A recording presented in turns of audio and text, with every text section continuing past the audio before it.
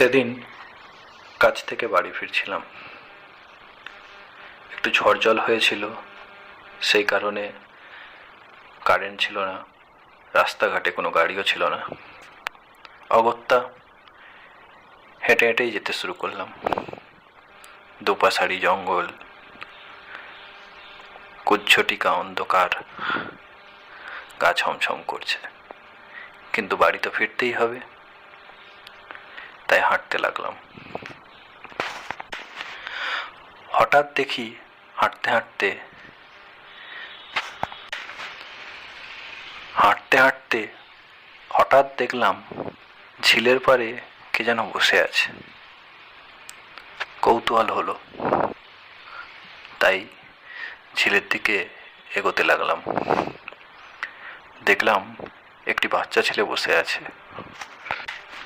বাচ্চা বলে তাই এড়িয়ে যেতে পারলাম না, কাছে গেলাম, জিজ্ঞেস করলাম, তুমি কোন গাঁয়ের গো, এখানে বসে আছো?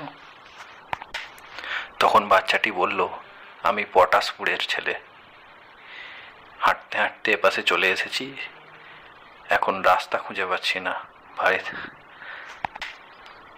তাই এই ঝিলের ধারে বসে আছি। তখন আমার কপালে চিন্তার ভাঁজ।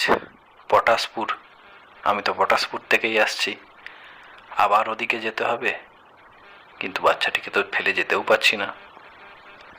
তাই সিদ্ধান্ত নিলাম বাচ্চাটিকে তার বাড়িতে দিয়ে আসবো। তাই বললাম, চলো তোমার বাড়িতে তোমাকে দিয়ে আসি। বলল ঠিক আছে। হাঁটতে লাগলাম আবার উল্টো দিকে। দুপাশারি জঙ্গল, হাঁটতে থাকছি, কিন্তু হঠাৎ যেন একটা অদ্ভুত ব্যাপার লক্ষ্য করলাম। হাঁটছি অথচ জঙ্গল শেষ হচ্ছে না। ভাবলাম মনের ভুল হয়তো, হাঁটছি, কিন্তু কিছুক্ষণ পর লক্ষ্য করলাম যেখান থেকে বাচ্চাটিকে নিয়ে আমি পটাশপুরের দিকে যাচ্ছিলাম, আবার সেখানেই ফিরে এসেছি। তখন আমার একটু খটকা লাগলো, ভয়ও লাগছিল, কিন্তু বাচ্চাটি ভয় পাবে বলে আমি তাকে কিছু না বলে আবার হাঁটতে শুরু করলাম। হাঁটছি, দেখলাম আবার সেই ঝিলের কাছে এসে পৌঁছালাম।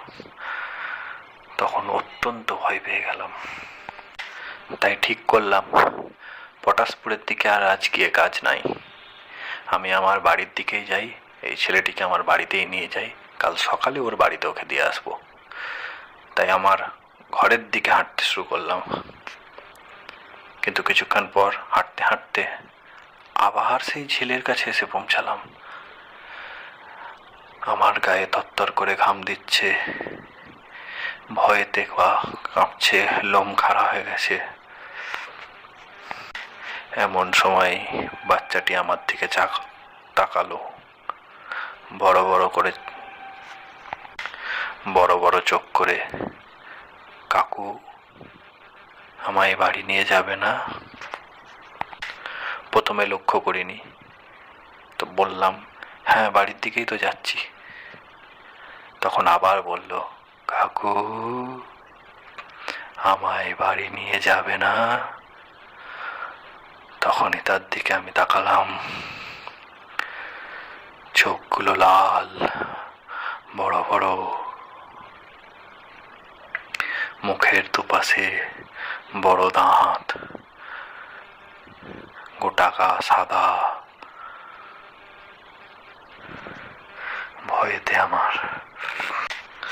ভয়ের চোটে আমি ওখানে অজ্ঞান হয়ে পড়ে যাই। পরের দিন যখন ঘুম ভাঙলো, সকালবেলা উঠে দেখি আমি তো বিছানায় শুয়ে আছি, এতক্ষণ ধরে স্বপ্ন দেখতেছিলাম, অনেক দেরি হয়ে গেছে, কাজে যেতেও দেরি হয়ে যাবে, খুব ঝাড় খাবো বসের কাছে গিয়ে।